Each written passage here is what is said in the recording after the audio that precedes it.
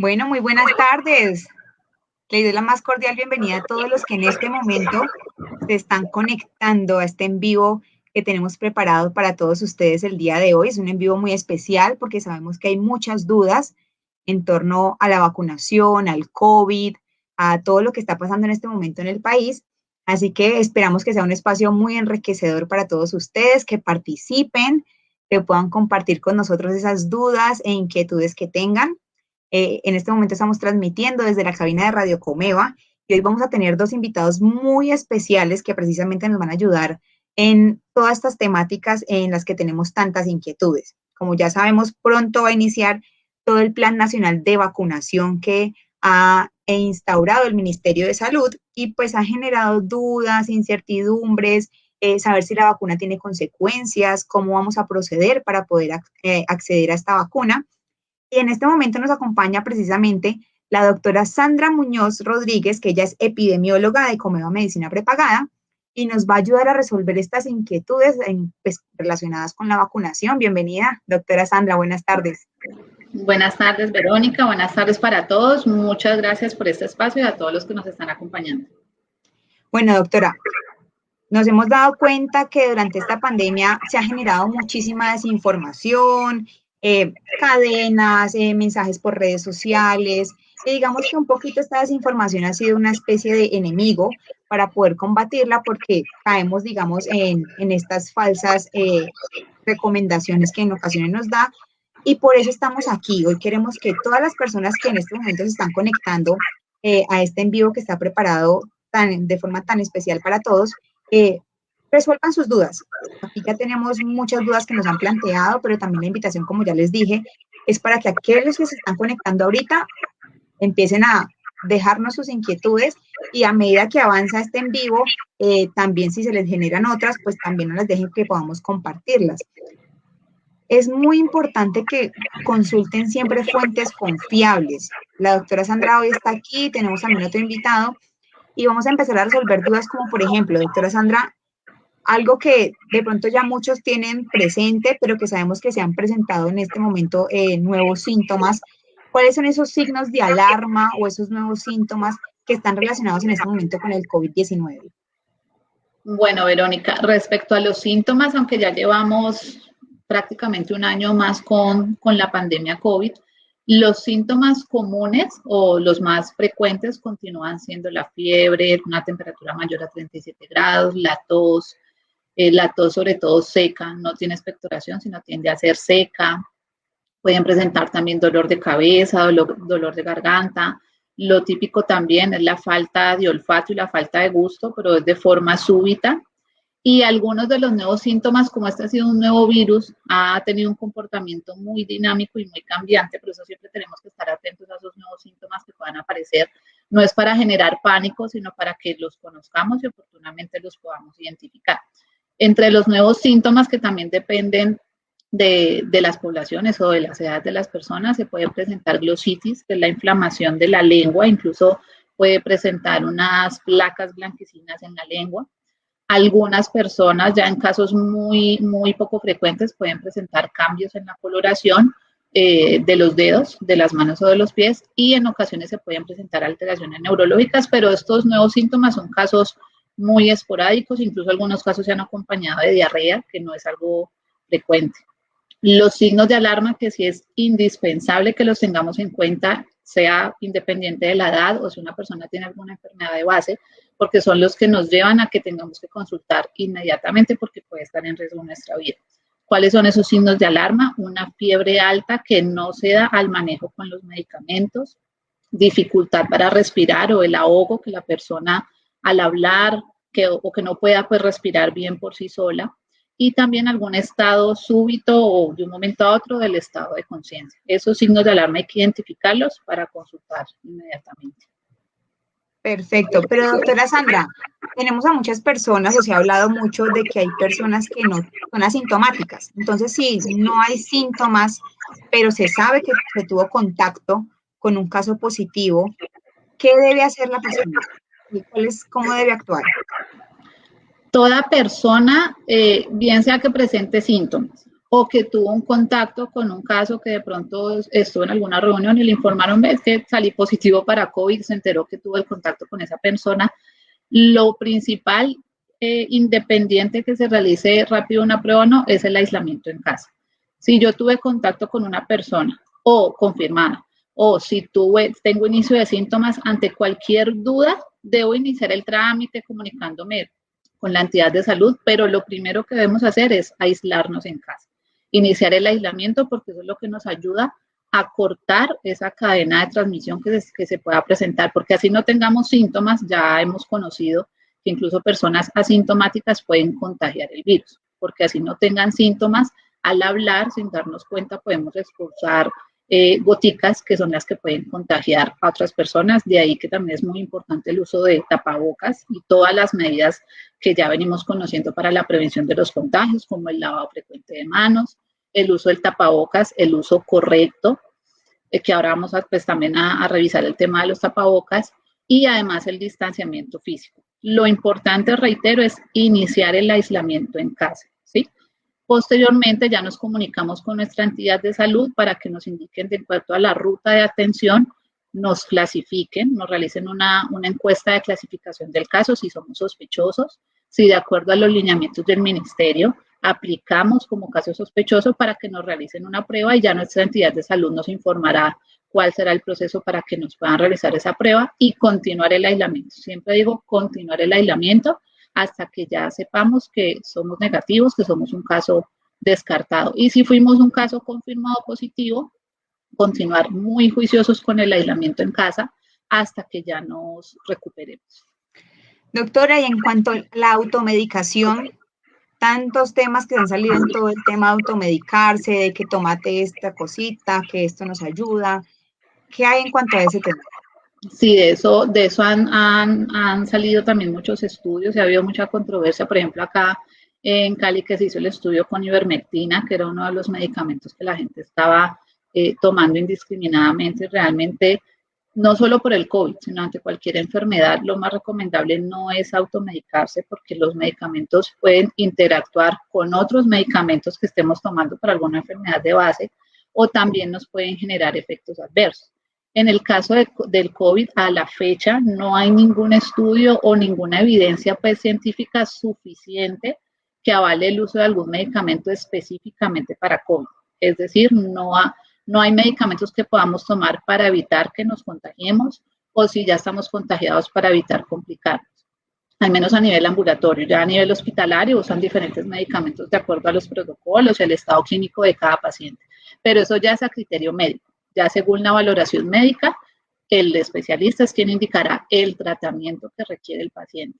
Y aquí reiteramos las medidas de autocuidado, ¿sí? Porque no existe un medicamento milagroso o un remedio natural milagroso que nos vaya a evitar el COVID. Lo importante para evitar los contagios es el lavado de manos, el uso correcto del tapabocas y el distanciamiento físico. Ok, importante toda esta información que nos está dando, doctora. Le recordamos a todas las personas que se están conectando en este momento desde nuestra cuenta de Facebook de Comeva Medicina Prepagada, que estamos con la doctora Sandra Muñoz, que es epidemióloga nacional de Comeva Medicina Prepagada, y estamos resolviendo todas estas dudas en torno a la vacunación, al COVID, a la situación en la que estamos actualmente.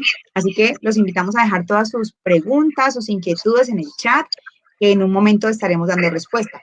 Y precisamente con todo lo que estaba hablando la doctora en cuanto a si tuvimos contagio, qué hacer, cómo dirigirnos, quiero decirle a las personas que también nos acompañan y que sean usuarios de Comeva Medicina Prepagada, que tenemos unas líneas de atención especiales para COVID-19 a las cuales pueden comunicarse todos ustedes. Les recuerdo que tenemos unas líneas nacionales, una línea nacional, perdón, una 08000, y en las principales ciudades del país como Cali, Bogotá, Medellín y Barranquilla tenemos líneas directas.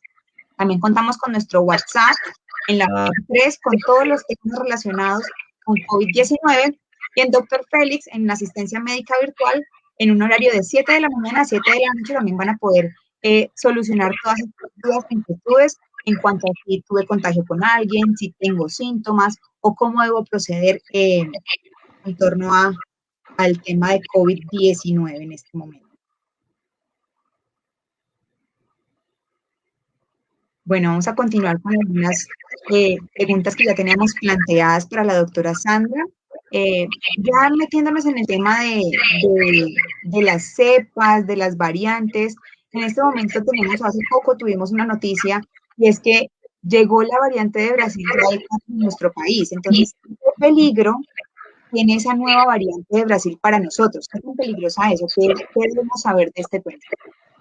Ahí es muy buena tu pregunta, Verónica, porque sí hemos escuchado a través de las noticias y demás muchos términos que pueden generar confusión en las personas porque se habla de mutaciones, se habla de variante, se habla de cepa y uno pues de pronto queda como perdido, bueno, que es una cosa, que es la otra. Entonces, para primero dar claridad al respecto, mutación es cuando el virus tiene cambios a nivel de sus genes, de su genética, y esos cambios le pueden representar un cambio precisamente en el comportamiento del virus, que pueda ser más contagioso o que pueda ser de pronto más severo, que pueda generar más complicaciones o incluso que pueda ser menos contagioso. La variante es como la siguiente etapa. La variante es cuando el virus tiene muchas mutaciones y esas mutaciones ya desarrollan una variante. Sigue siendo el mismo virus, pero es como una subclase pues, del virus, que en ese caso, por ejemplo, la de Brasil, la de Reino Unido, la de Sudáfrica y muchas otras que han surgido en el mundo son variantes. La cepa es cuando ese virus que ya mutó, que generó una variante con todas esas mutaciones, ha tenido tantas mutaciones y tantas variantes que ya prácticamente no es el mismo virus, sino un nuevo virus. Puede ser dentro de la misma familia de los coronavirus, pero es un nuevo tipo de virus, una nueva cepa. El COVID, como comúnmente lo llamamos, su nombre real es el SARS-CoV-2, que también lo han visto. Tenemos otro tipo de virus, de coronavirus, no de COVID, sino de la familia del coronavirus, que es el SARS-CoV-1, o sea, es otra cepa del coronavirus. Todos hacen parte de la misma familia, pero para tener claro que la cepa es cuando ya el virus cambió de tal forma que se genera esa nueva cepa. Las variantes que han surgido ahora, como decía la de Brasil, las demás, la de Brasil digamos que es la que más nos ha llamado la atención por la cercanía geográfica y de los primeros casos que ya el Instituto Nacional de Salud los confirmó. Todavía se encuentran en estudio, pero lo que se ha logrado identificar es que esta variante pudiera ser un poco más contagiosa o facilitar más la transmisión, porque esa variante, las mutaciones de ese virus que desarrollaron esa variante, lo que han hecho es que en la superficie del virus, él tiene unas que se llaman espigas, que son como unas paticas, pues por decirlo así, que son las que le permiten hacer el contacto con la célula en el cuerpo e infectarlo. Lo que se ha visto es que esta variante de Brasil, el virus, esas mutaciones, le han permitido que esas paticas o esas espigas se puedan como apoyar más fácilmente en la célula, en los receptores. Eso, exacto, adherir, no recordaba la palabra. Se adhieren más fácil a ese receptor en la célula y al adherirse más fácil, pues lo que va a facilitar es precisamente que infecte más rápido las células y que se pueda transmitir más fácil. No se ha encontrado que sea más grave, que genere más complicaciones o que sea más mortal. Igual todavía no está en estudio, pero lo que sí se ha identificado es que posiblemente sí puede ser más contagiosa y eso es lo que nos ha llamado a extremar las medidas, de que las que ya conocemos las extrememos más pues para evitar los contagios. Ok, doctora, entonces teniendo en cuenta este contagio, digamos, más rápido que puede llegar a tener esta variante de Brasil, metámonos un poquito con el tema de los tapabocas, porque hemos escuchado en estas últimas semanas también como declaraciones en este sí sirve, este es más efectivo, este es menos efectivo. En torno al tapabocas, finalmente, ¿sirven los tapabocas de tela o no? ¿O finalmente es mejor usar tapabocas quirúrgicos?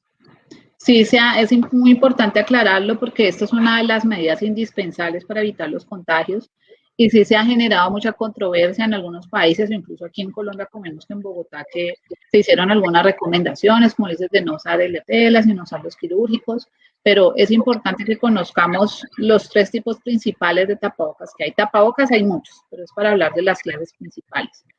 Los más efectivos son los N95 o las mascarillas N95, que por sus filtros especiales precisamente tienen una efectividad del 95% de evitar pues, el contagio. Lo ideal es que sean de uso exclusivo del personal de la salud. de todos los profesionales de la salud que están día a día, en todo momento, en contacto con los pacientes, porque precisamente como en su labor ellos están en un mayor riesgo de contagiarse por el contacto directo con los pacientes, requieren el uso permanente de estas mascarillas. El otro tipo es la mascarilla quirúrgica o el tapabocas quirúrgico, que es el desechable, el que también pues hemos usado en la calle, también se usa en las instituciones de salud. Ese tapabocas es desechable, debemos saber que no es para lavarlo como si es el de tela, sino que es desechable. Su vida útil es máximo 8 horas, quiere decir que si yo tengo el tapabocas quirúrgico puesto máximo 8 horas, ya debo retirarlo, desecharlo y usar uno nuevo. El tapabocas quirúrgico puede tener una efectividad entre el 30, 40 o hasta el 50%.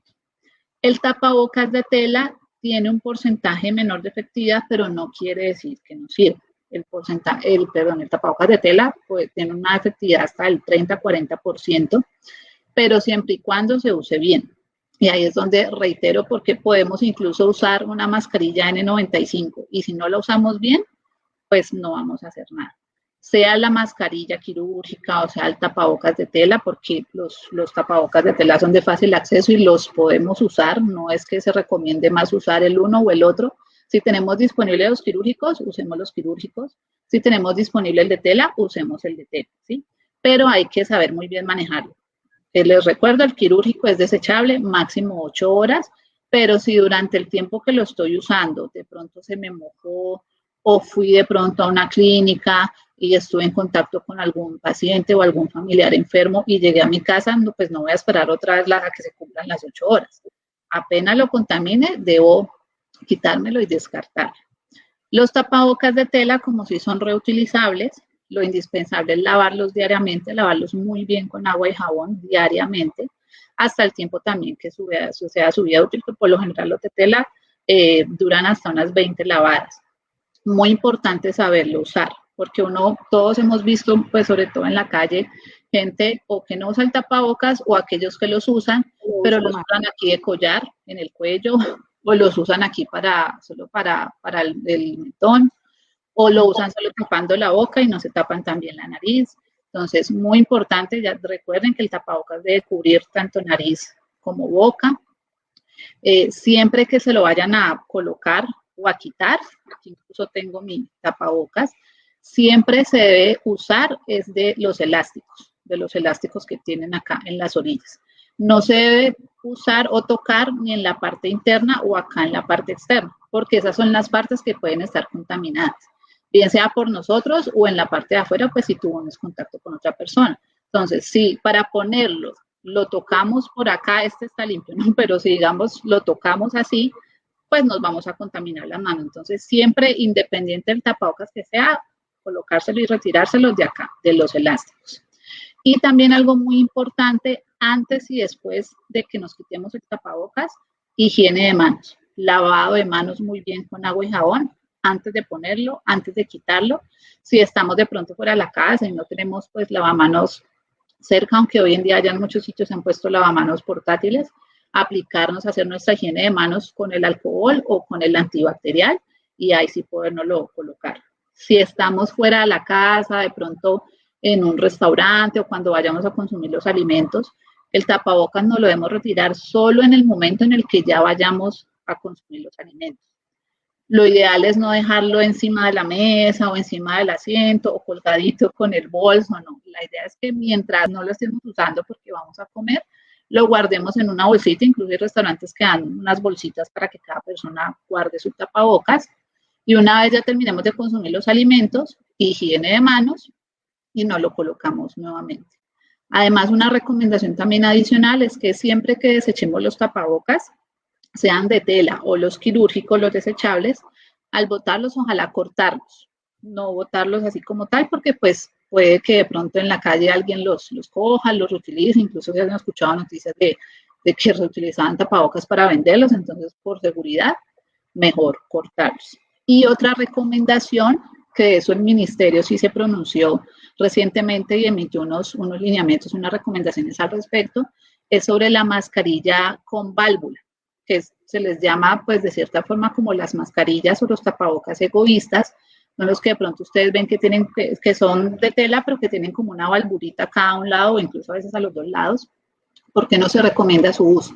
Porque precisamente por esa valvulita escapa el aire y las goticas de la persona que la está usando. Entonces, esa mascarilla es muy protectora para quien la está usando, pero no para quienes estén alrededor, porque todas esas goticas que la persona expulsa al hablar van a salir por esa válvula y pues van a contagiar a los otros. Y la idea del tapabocas es obviamente usarlo para entre todos prevenir el contagio. Entonces es muy importante también evitar el uso de esas mascarillas. Importantísimas esas recomendaciones, doctora Sandra, que a veces damos por sentado que tenemos ya toda la información y que ya llevamos casi un año de pandemia, pero seguro que muchas personas no tenían muchos detalles de lo que usted acaba de explicarnos. Pero ya entrando entonces al tema de vacunación, que es lo que está ahorita en auge en nuestro país por la pronta llegada, según lo anunció el gobierno, de las vacunas para todos los colombianos, o bueno, para los 35 millones para el tema de inmunidad de rebaño. ¿Qué tan efectivas son estas vacunas, doctora? Tenemos muchas dudas en torno a la efectividad, si son seguras, o en sí pueden tener algún tipo de efecto en nosotros al momento de aplicárnosla. Sí, y de eso también es muy buena tu pregunta porque ahora estamos con todo el auge de la vacunación. Incluso se desarrolló, el DANE hizo una encuesta a nivel nacional también para ver la percepción que tenían las personas y su deseo de vacunarse. Y pues en muchas ciudades, la verdad, el resultado fue que muchas personas no estaban muy convencidas por el tema de la vacuna. Y es comprensible porque de todos modos esto es algo muy nuevo, es algo que estas vacunas se desarrollaron muy rápido. Y sí es entendible que las personas tengan muchas dudas al respecto, pero pues por eso son importantes estos espacios para aclararlas. Y como tú lo decías al principio, siempre consultar las fuentes oficiales, porque eso uno puede encontrar mucha desinformación que hace mucho daño y peor si continuamos esas cadenas y se le enviamos a otras personas y continuamos la desinformación. Respecto a la vacuna, las vacunas normalmente para cualquier enfermedad que se desarrollen siempre tienen un proceso largo porque las vacunas deben pasar, así como los medicamentos, por unas fases de estudios, fase 1, fase 2, fase 3, en los cuales en cada una de estas fases se va aplicando la vacuna o ensayando en grupos de pequeñas poblaciones. En la segunda fase se incluyen más personas y en la tercera ya es a nivel masivo con grupos poblacionales más grandes. ¿Con qué fin? Para evaluar precisamente la efectividad, o sea, si la vacuna va a servir para evitar esa enfermedad y además para evaluar la seguridad, para ver si presenta efectos adversos y qué tan segura es la vacuna en esas poblaciones. Posterior a que la vacuna pasa todas esas etapas de desarrollo y estudios, cuando ya vienen las aprobaciones y pues ya su distribución a la población. Esos procesos a veces pueden tardar algunos años. Con el COVID, debido a la pandemia y a la necesidad de desarrollar esto rápido, fue un proceso muy rápido porque prácticamente en un año ya tenemos vacunas disponibles, pero hay que dar la tranquilidad de que no quiere decir que porque fue un proceso rápido, alguna de estas vacunas haya saltado alguno de estos pasos o por hacerla rápido no se estudió en las poblaciones, no se evaluó su efectividad o su seguridad. Todas las industrias pues que en este momento y laboratorios están desarrollando las vacunas para que éstas sean aprobadas en cada país, deben haber agotado, así fuera de forma ultra rápida, deben haber agotado cada una de esas fases y cada uno de esos estudios, donde se evaluará eso a nivel técnico de que realmente es efectiva y además segura, principalmente. La efectividad como tal depende ya de cada vacuna. Hablando ya de COVID, ustedes han visto que hay laboratorios, se menciona Moderna, AstraZeneca, Pfizer, ahora está sonando mucho también la vacuna rusa, la Sputnik o la vacuna china. Cada una tiene una efectividad diferente. En general, esa efectividad puede estar entre el 60 al 90, 95%. ¿Y de qué depende? De cómo esté hecha la vacuna y de qué contenga la vacuna. Porque las vacunas no solo para COVID, sino en general pueden desarrollarse o producirse con el mismo virus de la enfermedad, pero virus inactivos o virus muertos. También para dar tranquilidad, porque no quiere decir, porque de pronto algunas personas piensan, pero entonces ¿para qué me van a aplicar la vacuna con un virus? Pues para eso me expongo al virus y que me dé la enfermedad. Pero la idea en la vacuna es que se administra el virus, pero es un virus inactivo o muerto o atenuado, pues que se llama. O también se pueden hacer modificaciones genéticas para que sean partes del virus o proteínas del virus, para que cuando se inyecte la vacuna, lo que hace el cuerpo es identificar esa sustancia extraña y genera los anticuerpos o las defensas, que es la inmunidad, contra la enfermedad. Entonces, la efectividad va a depender de esas técnicas que se utilicen y de si es una vacuna con proteínas o si es una vacuna con virus atenuados. También ahí entra a jugar un papel muy importante toda la logística alrededor de la vacuna, porque hay vacunas que requieren una cadena de frío específica, hay unas vacunas que requieren ultracongeladores, como lo hemos escuchado, porque requieren conservarse a temperaturas muy, muy, muy, muy bajitas, y todo esto es importante garantizarlo porque la vacuna puede ser efectiva, pero si no se guarda toda esa cadena de frío, una distribución correcta, una aplicación correcta, pues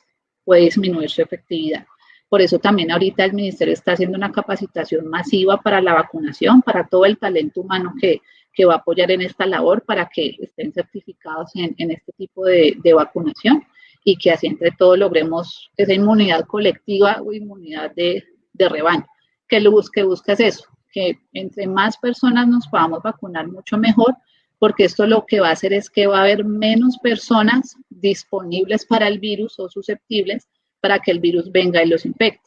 Y si el virus cada vez va encontrando menos personas que infectar, pues esto lo que va a hacer es disminuir la transmisión y ayudar a controlar la pandemia. Respecto a los... Perdón, me interrumpo un segundo. Tenemos muchísimas preguntas, me están informando en este momento que tenemos bastantes preguntas. Okay, entonces, me gustaría en este momento que respondiéramos algunas de las preguntas que tienen todas las personas que están conectados con nosotros en este momento. Entonces, Tiffany nos va a ayudar con algunas de estas inquietudes que tienen todas las personas que están en nuestro Facebook Live en este momento, por favor. Iremos contestándolas todas poco a poco. Tenemos también, como ya les dije, otro invitado muy especial que nos va a ayudar también con otras dudas que tenemos por resolver. Aquí tenemos la primera pregunta, que es de Jessica Montes. Dice, ¿qué diferencia tienen las pruebas para COVID? Existen diferentes tipos de prueba y la gente se confunde muchas veces. ¿Cuál es la diferencia entre ese tipo de pruebas? Sí, súper importante la pregunta y gracias, Jessica, porque si hay que tener claridad, perdón, hay dos tipos, digamos, grandes de pruebas, las que hacen diagnóstico y las que nos evalúan la inmunidad. Las que hacen diagnóstico como tal, o sea, las que nos dicen si tenemos la infección en este momento, si somos confirmados o no para COVID, son las pruebas, la PCR y la prueba de antígeno, que son las que nos toman con el hisopo acá nasofaríngeo. Esas son las diagnósticas, es decir, si yo quiero saber si soy un caso confirmado o positivo o tengo la infección, esas son las pruebas que se usan.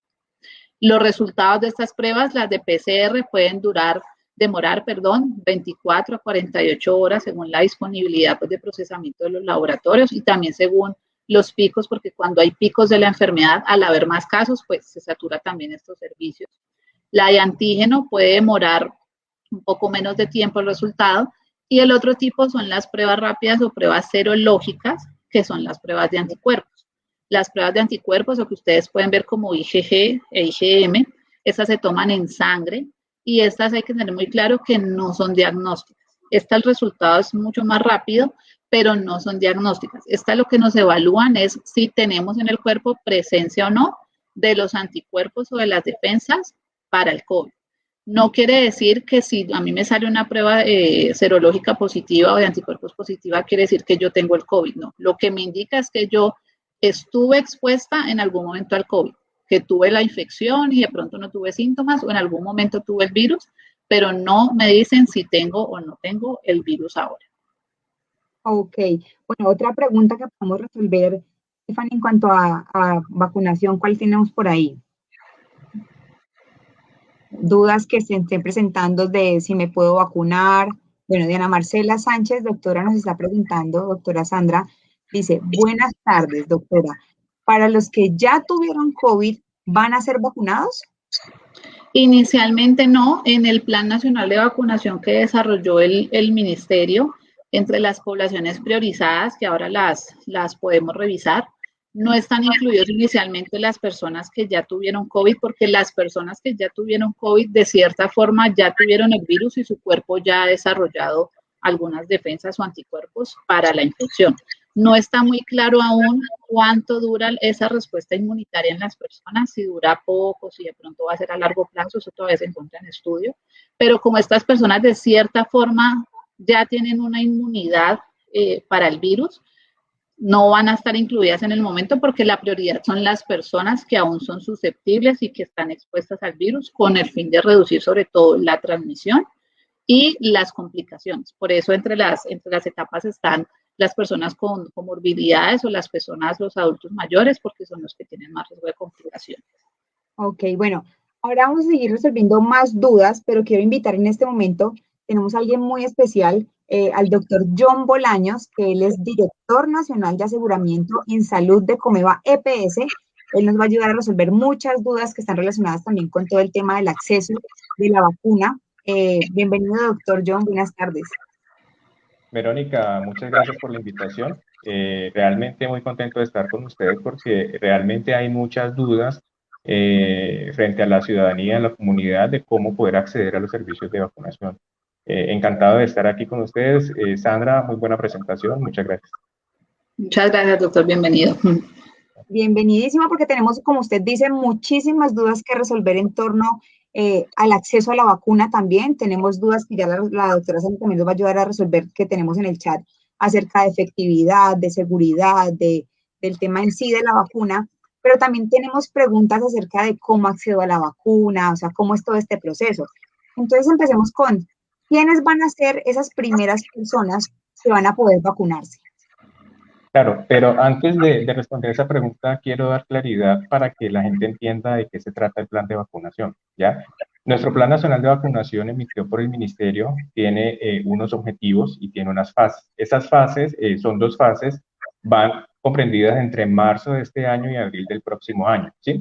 En la primera fase lo que se pretende es lograr reducir la mortalidad. Ustedes saben que las personas, el solo hecho de tener mayor de 60 años o ser mayores de 60 años, ya tienen una alta probabilidad de complicarse frente a esta pandemia, ¿sí? El segundo objetivo de la primera fase es reducir la aparición de nuevos casos, o sea, reducir la incidencia de los casos graves por COVID-19. Y el tercer objetivo de esta primera fase es proteger a los trabajadores de salud. Ustedes saben que todo el trabajador de salud realmente debería estar frente a la línea de atención de COVID y deberían de estar protegidos para poder dar y garantizar el acceso a los servicios de salud. Y la segunda fase lo que busca es reducir el contagio. Aquí es donde se escuchan los términos de inmunidad de rebaño, ¿ya?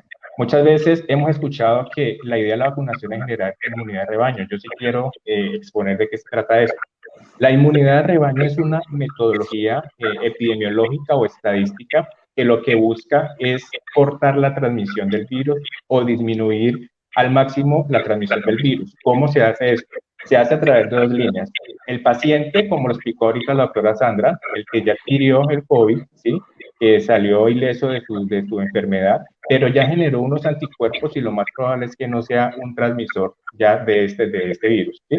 Y la segunda línea es poder generar anticuerpos a través de un proceso de vacunación. Entonces, cuando nosotros como Estado empezamos a generar estas 2 líneas, ¿qué hacemos? Empezamos a reducir las tasas de contagio y eso es lo que llamamos nosotros inmunidad de rebaño, ¿sí? Entonces, hemos dado prioridad, todo el área de salud, obviamente liderados por el Ministerio, ¿sí? Haciendo unos estudios basados en evidencia donde se identifica que el primer factor de riesgo es la edad, que son los mayores de 80 años. Entonces, aquí es donde se presentan las tasas más altas de mortalidad y por ende, los mayores de 80 años son los que entran en la primera etapa, ¿sí? La segunda variable son comorbilidades o enfermedades de base, como lo explicaba ahora la doctora Sandra, por ejemplo, una hipertensión, una diabetes, un paciente con un antecedente oncológico, ¿sí? Pacientes que tienen enfermedades crónicas de base que hace que el virus sea, o que los hace frente al virus más susceptibles y con mayor riesgo de complicación. Y el otro punto de vista o variable es el riesgo que tenemos nosotros de contagio. Por eso aquí está la inmunidad de rebaño, ¿ya?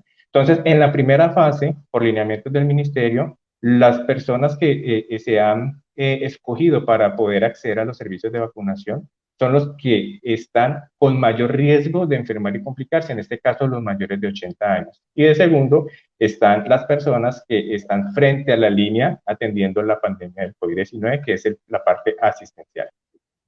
Ok, esa sería de la primera etapa, de la primera fase, perdón, la primera etapa de vacunación. Exacto. Mayores de 60 Entonces, años y personal médico en primera línea que está atendiendo toda la pandemia.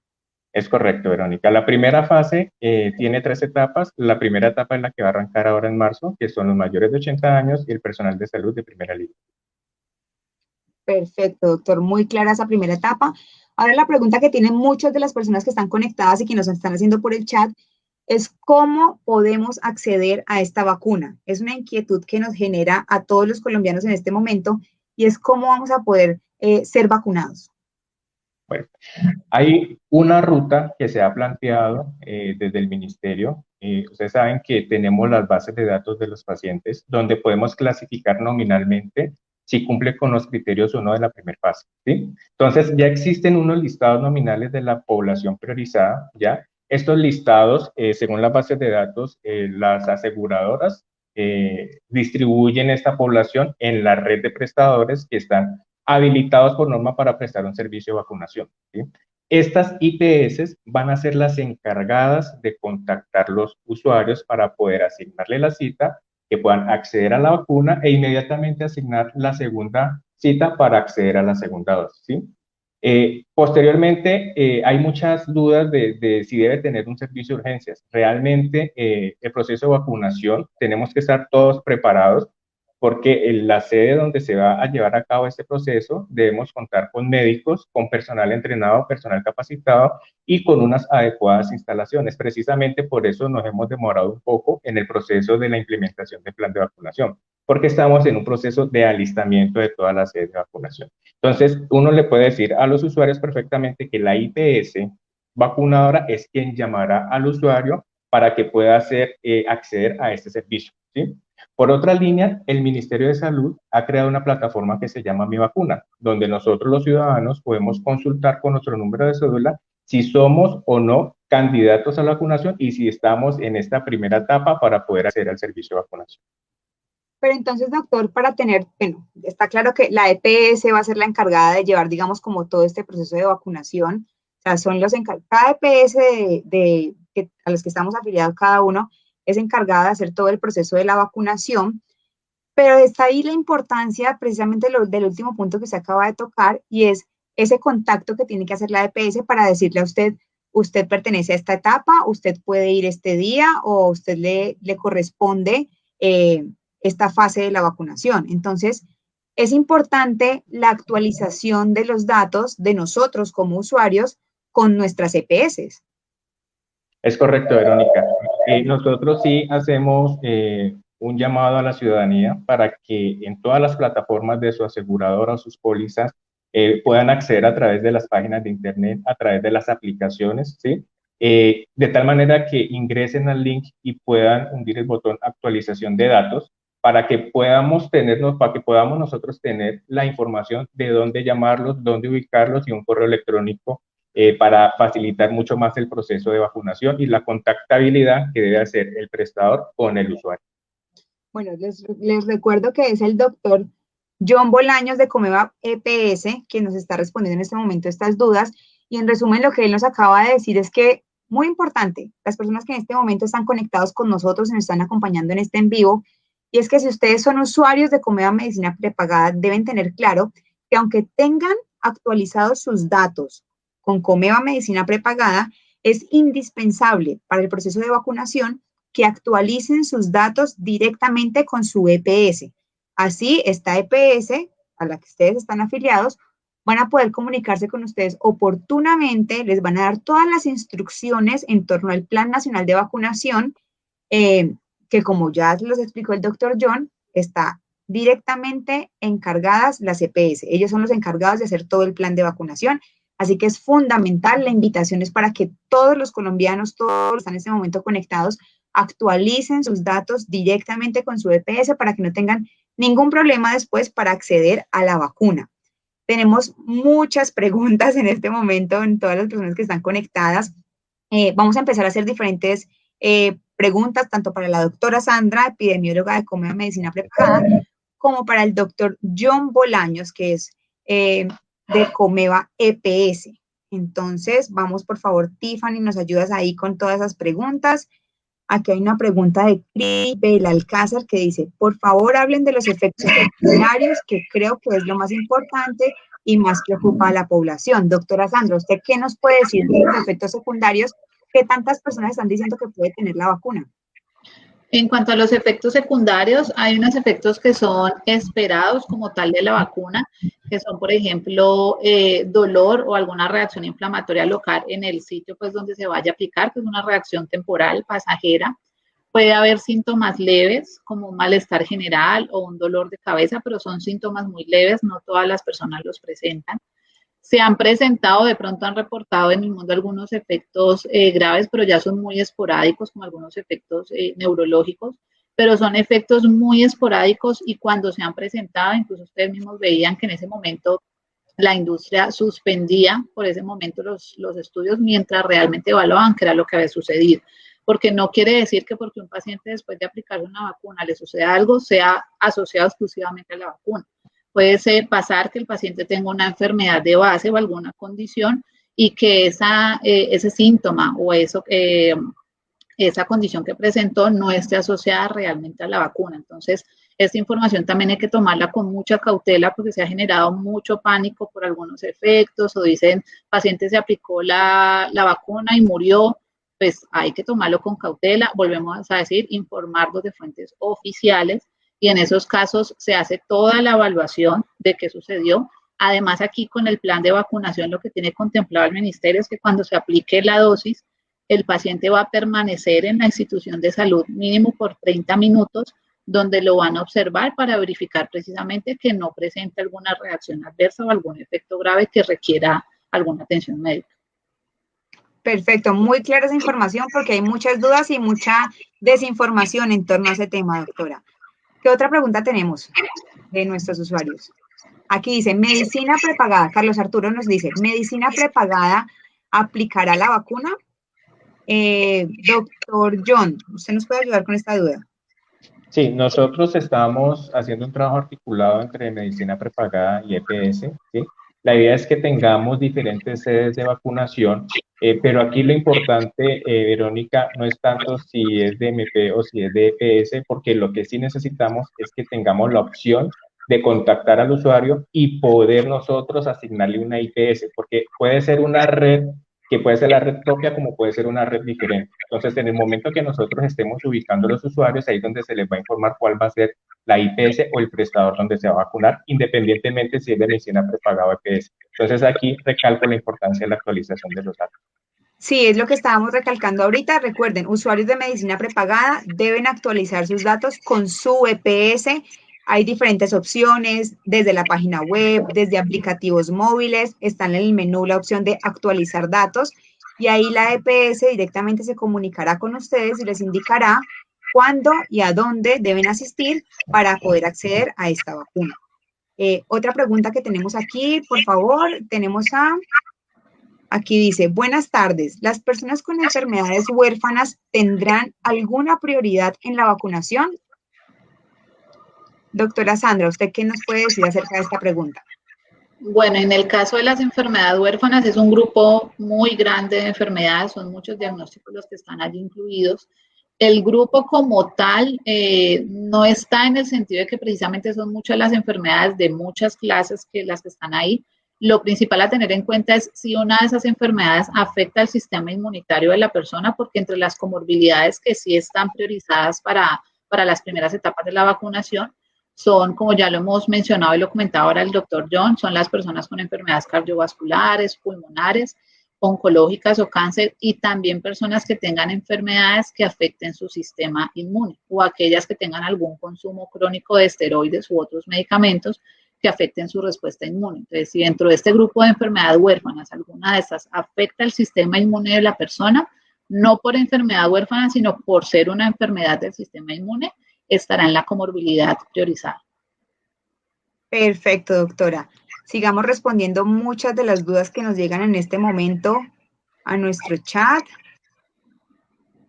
Bueno, aquí nos pregunta Elena Mejía, ¿cuántas dosis se aplican? Doctora Sandra, ¿cuántas dosis tenemos en se dice en este momento que tenemos que aplicarnos para poder estar vacunados contra el COVID? Las vacunas que actualmente están aprobadas para empezar a aplicarse y distribuirse, incluso que ya se están aplicando en otros países, constan de 2 dosis. La persona se aplica su primera dosis, aquí se le asigna de una vez su cita para la aplicación de la segunda dosis, y muy importante allí también es tener en cuenta que cuando se aplique en la primera dosis no quiere decir que porque la persona ya se vacunó puede dejar a un lado las medidas de precaución que ya hemos mencionado, Correcto. de lavado de manos, uso de tapabocas, distanciamiento físico, porque muchos de pronto han pensado, bueno, ya empezamos la vacunación, llegó la cura para el COVID, se acabó la pandemia y ya hacemos todo normal. No, hay que tener en cuenta que cuando nos apliquen la vacuna, el cuerpo puede demorar unos días en generar esa respuesta inmunitaria inicial, es decir, en generar esas defensas contra el virus. Eso no se genera de un día para otro, el cuerpo tarda unos días. Por eso es muy importante que después de aplicada la primera dosis, continuemos usando el tapabocas correctamente, como ya lo explicamos, el distanciamiento físico, el lavado de manos. Con la aplicación de la segunda dosis, lo que se hace es reforzar esa respuesta inmunitaria, Tranquila. para que el cuerpo ya quede más protegido. Igual debemos continuar las medidas, pero sí muy importante tener en cuenta eso, que con la vacuna no es que se vayan a relajar las medidas, sino que tenemos que continuarlas porque si no, no vamos a lograr el efecto deseado. Correcto, perfecto.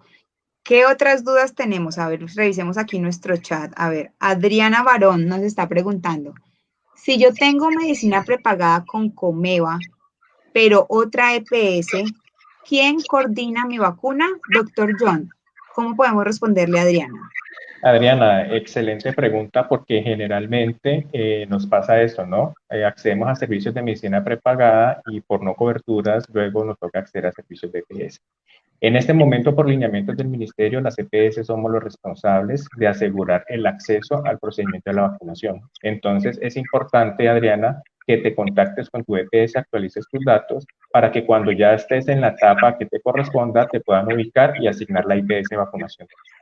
Correcto, les recordamos, las EPS son las encargadas de realizar toda la coordinación de su acceso a la vacunación, no la medicina prepagada, pues en este caso, Comeva. Medicina prepagada. Entonces, por favor, es importantísimo e indispensable actualización de datos directamente con su EPS para la coordinación de la aplicación de la vacuna. Bueno, ¿qué otras preguntas tenemos en nuestro chat? Tenemos muchas personas conectadas y con muchas inquietudes. A ver, Vanessa Montes nos dice, ¿las mujeres en estado de gestación tienen algún tipo de prioridad en la primera fase? Doctora Sandra, ¿qué sabemos de las mujeres en etapa de gestación? Sí, muy importante la pregunta porque han surgido dudas frente a las gestantes y frente a los niños si van a ser vacunados. En el plan de vacunación de acá de Colombia desarrollado por el ministerio, por el momento no están incluidas las mujeres embarazadas ni los menores de 16 años. ¿Por qué? Porque las vacunas que tenemos disponibles acá y las que pues vamos a empezar a aplicar no han sido estudiadas en estas poblaciones. Es decir, no sabemos si en niños y en embarazadas es efectiva la vacuna y sobre todo si es segura, que es pues una de las cosas pues principales. Entonces, al no tener un dato objetivo de efectividad y seguridad en estas poblaciones, por ahora no se va a aplicar. Ok, muy clara queda esa información. Seguimos viendo aquí más preguntas que tienen todas las personas que están conectadas. A ver, está por aquí el señor Humberto Adolfo Acevedo que nos pregunta, por favor, las personas con enfermedades autoinmunes con síndrome de Sjögren, perdón, ¿pueden ser vacunadas? Sí, como lo mencionábamos ahora, toda enfermedad que sea, que genere alguna limitación en la respuesta inmunitaria del paciente o que se consuman medicamentos que afecten esa respuesta inmunitaria, están incluidas en los grupos priorizados. En todo caso, cuando se reportan estos pacientes en todo este proceso centralizado en las EPS con la información clínica de los pacientes también podrán terminar de esclarecer, digamos, la clasificación de esos casos, porque hay usuarios, como lo mencionaban ahorita, que de pronto tienen alguna enfermedad y el manejo de su enfermedad lo han hecho todo por una póliza o por una medicina prepagada y no han accedido a la EPS para dicho servicio. Entonces, ahí es donde entra la plataforma Mi Vacuna para que se puedan postular y la EPS, entonces, con la evaluación clínica determinará la prioridad en esos casos. Verónica, yo sí quisiera de pronto ampliar un poquito allí y claro es que sí, dar doctor. claridad de cuáles son los grupos y las etapas que tienen que acceder según Me un parece orden de la perfecto. vacunación, ¿sí? Sí. La primera etapa es el 100% de las personas mayores de 80 años y los trabajadores de salud que son de apoyo de primera línea, los que están frente a la atención de la pandemia, ¿sí? La segunda etapa es el 100% de la población entre 60 y 79 años, independientemente si tenga o no comorbilidad, ¿ya? Entonces, allí ya nosotros podemos ir clasificándonos o clasificando un familiar para saber cuándo nos va a tocar la vacunación. En esta misma segunda etapa van los trabajadores de la salud que están en segunda o tercera línea de atención, ¿ya? La tercera etapa es el 100% de la población entre los 16 y los 59 años de edad con alguna comorbilidad. Entonces, creería yo que aquí, si la persona sufre un síndrome de alguna enfermedad autoinmune o síndrome de Sjögren, ¿sí? Aquí ya podría empezar a clasificarse. Si tiene más de 80 años, está en la primera etapa, si está entre 60 y 79 en la segunda etapa, y si está entre los 16 y los 59 años con alguna comorbilidad, estaría en la tercera etapa. Y en esta tercera etapa está acompañado de los profesionales que son profesores de básicas y secundarias, y ahí se cerraría la primera fase de vacunación. Pero hay una segunda fase, ¿correcto? Sí, hay una segunda fase. Después de esto es la cuarta y la quinta etapa que hacen parte de la segunda fase, donde la cuarta etapa son los cuidadores institucionales, son aquellas personas que tienen a cargo una población cautiva, por ejemplo, personas que cuidan a personas en ancianatos, ¿sí? En instituciones de niños que no tienen padre y madre, que son huérfanos, ¿sí? Entonces, esas personas tienen que acceder en la segunda fase de vacunación, que es la cuarta etapa. Y en la quinta etapa es la población entre los 16 y 59 años ya libres de comorbilidades, ¿sí? Entonces, aquí es donde nosotros decíamos que por evidencia científica lo que estamos haciendo es dándole prioridad a las personas que tienen mayor vulnerabilidad de enfermar y complicarse frente a la pandemia. Correcto. Muy importante que tengamos claras esas etapas para saber en cuál estamos, en qué momento vamos a poder acceder a esa vacuna. Seguimos viendo aquí más preguntas que tenemos en nuestro chat. Tenemos aquí a Luz Estela que dice, ¿qué pasa si una persona mayor de 80 años no quiere que la vacunen? Doctor John, ¿qué pasa? Bueno, en este caso, el proceso de vacunación va acompañado de un consentimiento informado, ¿sí? El consentimiento informado se explica en qué consiste el procedimiento, todos los efectos secundarios que puede tener y las advertencias que se le dan pues, al paciente, y obviamente él es libre de escogencia si acepta o no el proceso de vacunación, ¿sí? Eso quedaría registrado con el fin de tener una trazabilidad de cuál fue el motivo por el cual no accedió al servicio de vacunación. Ok, perfecto, clarísimo. ¿Qué otras dudas tenemos en el chat? María Eugenia Mejía nos está preguntando, ¿el hipotiroidismo es una morbilidad? Me imagino que es comorbilidad, no sé, doctora Sandra, usted nos aclara ahí. Sí, debe ser comorbilidad. Sí, pues el hipotiroidismo es una enfermedad, es una comorbilidad del sistema metabólico y hormonal, pero no está contemplado dentro de las patologías específicas que están en las etapas priorizadas. Pero reitero lo que mencionaba ahora, si de pronto a raíz del hipotiroidismo la persona está consumiendo medicamentos que afecten su sistema inmune o el hipotiroidismo está descontrolado y de pronto está afectando su sistema inmune, pues entraría en la priorización. Pero el hipotiroidismo como tal específico no está en las patologías priorizadas, a menos de que él desencadene alguna de las enfermedades que sí están priorizadas, como a nivel cardiovascular o algo autoinmune. Ok, perfecto. A ver, seguimos viendo aquí más preguntas. Tenemos a Nelly Caballero que nos dice, ¿cuándo se comienza en Colombia? Supongo que hace referencia a la vacunación. ¿Cuándo inicia la vacunación en Colombia? Doctor John. Ya estamos en todo el proceso de alistamiento de las sedes y tenemos la fecha para inicio en la primera semana de marzo, arrancar ya con el plan de vacunación formalmente. Perfecto, eso ya está un par de semanas ya como de iniciar todo este plan de vacunación que ha dispuesto el Ministerio de Salud, así que por eso es que estamos generando toda esta información, seguiremos haciendo muchísimos más en vivos, a través de nuestras diferentes redes sociales, comunicándoles el paso a paso, porque el objetivo es que todos los colombianos podamos estar bien informados, que tengamos el acceso a la información, que podamos ser vacunados, que si tenemos dudas podamos resolverlas a través de fuentes confiables y que no nos dejemos guiar de pronto por lo que aparece en cadenas o en redes sociales, que es información totalmente falsa. Seguimos viendo más preguntas porque ya dentro de poco vamos a finalizar. Vamos con un par de preguntas más. Tenemos a Cristina Bernal que nos dice, mi madre tiene 95 años, ¿la vacunan en casa? ¿Van a vacunar a los mayores en casa? ¿Sabemos algo de eso, doctor John, o deben dirigirse a las IPS? Nosotros estamos haciendo un trabajo articulado con los entes territoriales, porque dentro de este proceso de vacunación hay un tema que se llama tácticas para la vacunación, ¿ya? Diferentes entes territoriales ya han manifestado en noticieros donde la vacunación se va a hacer de manera intramural. Cuando hablamos de intramural es que el paciente accede a servicios de salud, pero tiene que dirigirse a la IPS, ¿sí? De manera extramural se le va a dar prioridad, obviamente, a todos los pacientes que por alguna condición de no movilidad tengamos que desplazar un equipo extramural hasta la casa, o pacientes que de pronto estén en condiciones de una población cautiva, como por ejemplo los ancianatos. Si cumple con los criterios para ser vacunada en casa, se lleva hasta la casa la vacunación. Si no cumple con los criterios, se le pide a los familiares, ¿sí?, o a los cuidadores que por favor lleven al paciente a la sede de vacunación. Perfecto.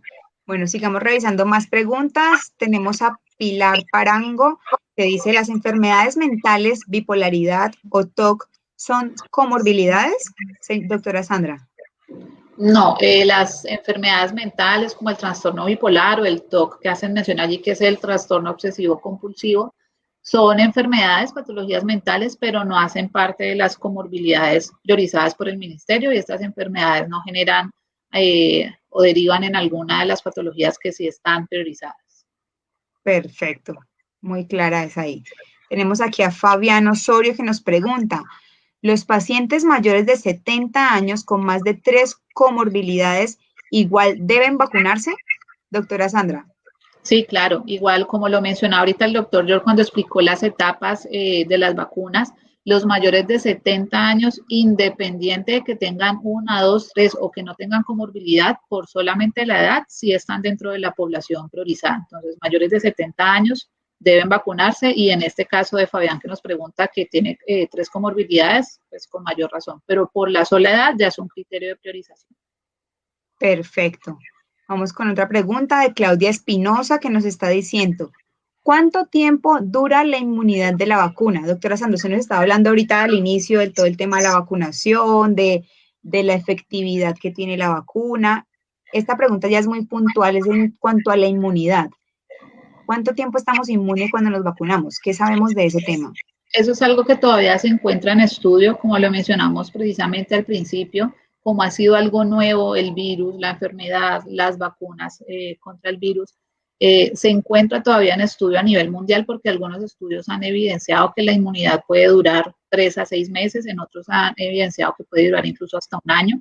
No hay una certeza como tal de que podamos decir es que definitivamente dura 6 meses, no más, no menos, no. Todavía se encuentra en estudio para ver realmente si hay una inmunidad a corto o a largo plazo. Ok, perfecto. Bueno, seguimos con las últimas preguntas para ya dar cierre al en vivo. Estamos con Andrea Posada que dice, por favor, personas con cuáles comorbilidades no se pueden vacunar, gracias. ¿Existen comorbilidades bajo las cuales no sea posible realizar la vacunación? Doctora Sandra. Aquí en este, bueno, doctor John. No, tranquilo. Aquí en este caso estamos hablando de comorbilidades, dándole prioridad a algunas para la vacunación, ¿sí? Quiero dar claridad a cuáles son estas comorbilidades que tienen prioridad en la tercera etapa. Son las enfermedades hipertensivas, ¿sí?, la diabetes, la enfermedad renal, la insuficiencia renal, la enfermedad pulmonar obstructiva crónica, que todos los pacientes que la padecen la conocen como EPOC, ¿sí?, pacientes asmáticos, pacientes con VIH, pacientes con alguna antecedente o patología o diagnóstico oncológico, pacientes que tengan tuberculosis, pacientes que padezcan de hepatitis C y pacientes con obesidad, ¿sí? De hecho, como lo explicaba ahora Sandra, hay grupos poblacionales que por solamente ya tener entre 60, 79 años y 80 o más, independientemente si tienen o no comorbilidades, van a ser vacunados. Y al final vamos a hacer la jornada de la vacunación de la población en general. O sea que, como lo están preguntando aquí, no existe ninguna comorbilidad que, bajo la cual no se pueda realizar la vacunación. Hay unas que puede hacerlo según la etapa del plan de vacunación, ¿correcto? Es correcto. Y si de pronto existe algún proceso agudo en su comorbilidad, ya se trabajaría con el médico tratante. Hola. No sé si me alcanzaron a escuchar la pregunta, qué pena, tuvimos como una intervención ahí en la conexión. Sí, se cortó un poquito, pero sí, escuchamos. Sí, sí la alcancé a escuchar, Verónica. Lo que manifestaba es que no existe una enfermedad donde digamos que está prohibido vacunar, pero si tiene un proceso agudo en su fase de su comorbilidad, debe consultarlo con su médico tratante y este es quien debe definirle y darle el aval para acceder al servicio de vacunación. Bueno, les recuerdo a todos que estuvimos en este en vivo con la doctora Sandra Muñoz, epidemióloga de Comeva Medicina Prepagada, y con el doctor John Bolaños, director nacional de aseguramiento en salud de Comeva EPS. Agradecemos muchísimo a todas las personas que se conectaron el día de hoy, que nos dejaron sus dudas. Vamos a resolverlas en el chat, vamos a hacer todo lo posible por resolverles sus dudas en el chat también. La invitación es a que, como les dije hace un momento, nos sigan en nuestras redes sociales, estén muy pendientes porque este no va a ser el primer en vivo ni la primera información que les vamos a llevar a ustedes en torno al tema de vacunación. Queremos tenerlos a todos muy informados, que podamos resolver todas estas inquietudes, que todos podamos acceder sin ningún problema a la vacunación. Y bueno, quiero invitar a la doctora Sandra y al doctor John para que nos den unas pequeñas conclusiones de esta temática que hemos tratado el día de hoy, de esos puntos más importantes, para de los que todos debemos tener en cuenta en torno a la vacunación y al COVID en este momento. Doctora Sandra, le cedo la palabra. Bueno, sí quisiera, siempre soy muy reiterativa con las medidas de prevención porque a veces de pronto las olvidamos un poco, las dejamos de lado y ya después de tanto tiempo de pronto nos relajamos un poco al respecto, pero no, hay que seguir en pie, seguirlas, lavado de manos frecuente con agua y jabón, el distanciamiento físico, el uso correcto del tapabocas, con o sin vacunación. Estas medidas son indispensables para disminuir la transmisión de los casos. Y sobre el tema de vacunación, estemos tranquilos, apoyemos este plan porque realmente es algo en lo que el gobierno pues ha tenido que invertir de forma importante para lograr toda esta infraestructura y en la medida en la que todos participemos, lograremos pues también el efecto que se espera. Muchas gracias, doctora. Doctor John, algunas conclusiones de todo este tema que hemos hablado el día de hoy, por favor. Sí, dos. La primera es que hacer la invitación a la ciudadanía. Me imagino que aquí hay personas conectadas de diferentes EPS que por favor actualicen sus datos, que ingresen a las oficinas virtuales de las páginas de las aseguradoras, den clic en actualizar datos y hagan el registro. Y que den el apoyo a todas estas personas de mayores de 80 años que no tienen acceso a tecnología o que no saben usar la tecnología para que por favor les ayudemos a actualizar los datos, ¿sí? Conocidos, familiares, los que sean necesarios para poder actualizar los datos. Y la segunda, que estoy de acuerdo con lo que menciona Sandra, aquí realmente en el proceso que estamos de la pandemia, independientemente de las medidas de control que pongan los alcaldes, los gobernadores en todas las ciudades, lo que realmente interesa es que nosotros tengamos la cultura del autocuidado, el uso correcto del tapabocas, cubriendo nariz y boca, el distanciamiento social, ¿sí? Y la higiene de manos. Esas tres son las reglas de oro para minimizar el contagio en esta pandemia. Eso es todo, Verónica. Muchas gracias a los dos. Es importantísimo estas dos cosas que ustedes han hablado ahorita para concluir este en vivo del día de hoy, todo el tema de autocuidado y también la importancia para poder acceder a la vacunación en cuanto a la actualización de datos. Importante el tema que mencionó el doctor John en cuanto a ayudarle a los adultos mayores a poder hacer este proceso y también de informarle a las personas de nuestra familia, a nuestros amigos, que hay que hacer este proceso, que hay que actualizar los datos con nuestras EPS, recuérdenlo. A lo mejor si aquí tenemos personas que están conectadas aún y que hacen parte de Comeva EPS, les recordamos que hay un aplicativo móvil, que está la página web y como lo decía el doctor John, pueden ingresar, buscan el menú actualizar datos, hacen clic y ahí directamente pueden actualizar sus datos sin ningún problema. y como les decimos ahorita, el objetivo es que todos los colombianos podamos tener acceso a esta vacuna, o bueno, el tema de la inmunidad de rebaño, pero que no tengamos ningún proceso, ningún traspié para poder lograrlo. Así que, como ya les dije, muy pendientes de nuestras redes sociales de Comeva Medicina Prepagada, seguiremos llevándoles mucha información. Gracias por acompañarnos el día de hoy en este en vivo, gracias a la doctora Sandra, al doctor John, y nos vemos en una próxima oportunidad. Un feliz resto de día para todos. Muchas gracias. Muchas gracias.